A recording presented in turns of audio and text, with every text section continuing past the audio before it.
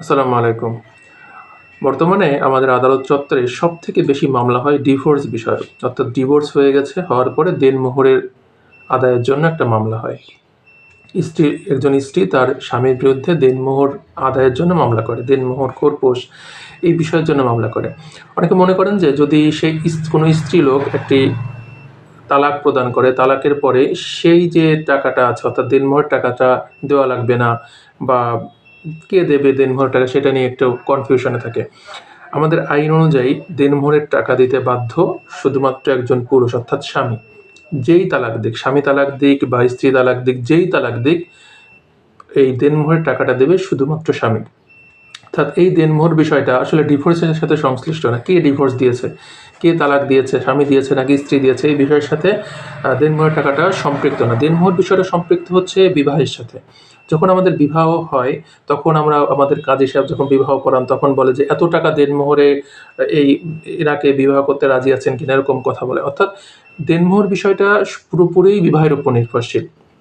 বর্তমান সমাজে আমাদের একটা বিষয় আমরা লক্ষ্য করি যে অনেক টাকা দেনমোহর ধার্য করি। আমাদের সমাজের প্রতিপত্তি, এত টাকা পয়সা, আমাদের অনেকে ৫ লাখ টাকা, ১০ লাখ টাকা, ৫০ লাখ টাকা দেনমোহর দেই। কিন্তু দেখা যায় যে যখন আদায়, কতটা আমি সেই বিবাহের আসরে আমি প্রদান করছি, এটা আসলে শূন্য টাকা, কোনো টাকাই আমরা দিতে চাই না।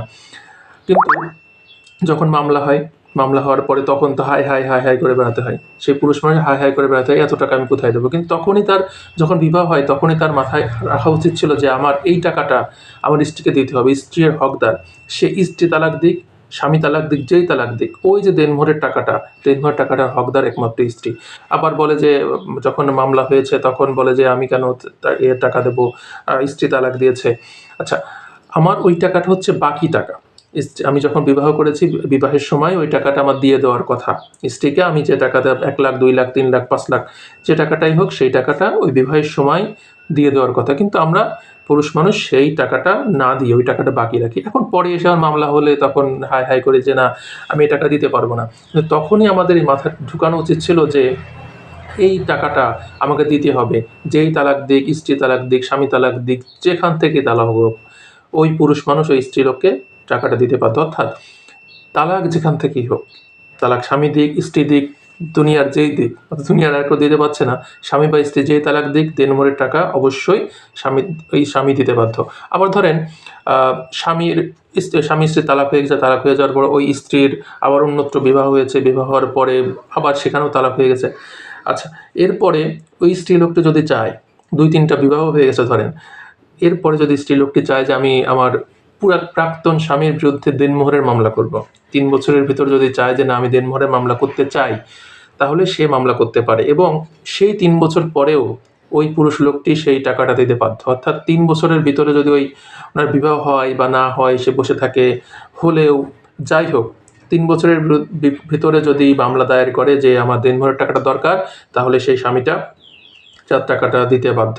কিন্তু আমাদের বিবাহের সময় এই বিষয়টা আমাদের মাথায় রাখা উচিত, আমি কত টাকা দিতে পারি। আমরা অনেক টাকা দেওয়ার চেষ্টা করি যে ৫ লাখ, ১০ লাখ, কিন্তু আসলে কি আমরা দিতে পারি না। আমরা যতটুকু দিতে পারবো ততটুকুই যদি আমরা লিখি, তাহলে এই সমস্যাটার সমাধান হবে। আমরা আমাদের প্রভাব প্রতিপত্তি, আমাদের সামাজিক অবস্থান, এর জন্য অনেক টাকা দেনমোহর ধার্য করি। আমরা মানুষকে বলতে পারি, অত কিছু না, আমরা মানুষকে বলতে পারি আমার এই বিয়েতে এত টাকা দেনমোহর, বা আমার স্বামী আমার এত টাকা দেনমোহর দিয়েছে। আদৌ কি দিয়েছে? আদৌ কিন্তু দেয়নি। ওই টাকাটা বাকি। আপনি দেখবেন যে কত টাকা উসুল কিন্তু শূন্য। অর্থাৎ এই স্বামীদের, অর্থাৎ পরবর্তীতে যারা বিবাহ করবেন তাদের জন্য একটা পরামর্শ, আপনি যত টাকা দিতে পারবেন বিবাহের আসরে বা বিবাহের ২-১ মাসের ভিতরে, যে টাকাটা দিতে পারবেন সেই টাকাটা আপনি দেনমোহর ধার্য করেন। বেশি টাকা দেনমোহর ধার্য করে সামাজিক প্রতিপত্তির জন্য বেশি টাকা দেনমোহর ধার্য করার কোনো প্রয়োজন নেই। আল্লাহ না করুক, যদি কোনো সমস্যা হয় তাহলে আপনার এই কোর্টে ধর্ণা দিয়ে পড়ে থাকতে হবে, আমার কিছু টাকা কমান বা আমাকে একটা সময় দেন, এই সময়ের ভিতরে আমি টাকাটা প্রদান করবো। আপনি যেই হন, যত টাকাই দেন, আপনার ওই টাকাটা প্রদান করতে হবে আপনার স্ত্রীকে। অর্থাৎ এই টাকাটা স্ত্রীর হক। ইসলামে বলেন, বাংলাদেশ আইনে বলেন, ওই টাকাটা স্ত্রীকে দিতেই হবে। অর্থাৎ আমরা এই আলোচনা থেকে বুঝতে পারলাম যে যেই তালাক দিক, স্ত্রী হোক স্বামী হোক, যেই তালাক দিক, এই টাকাটা দেবে একমাত্র স্বামী। শুধুমাত্র স্বামী ওই টাকা দিতে বাধ্য। আজকে হোক, কালকে হোক বা পরশু হোক, ওই টাকাটা স্বামীকে দিতে হবে। ধন্যবাদ। আসসালামু আলাইকুম। দ্য ল স্টুডিওর সাথে থাকবেন।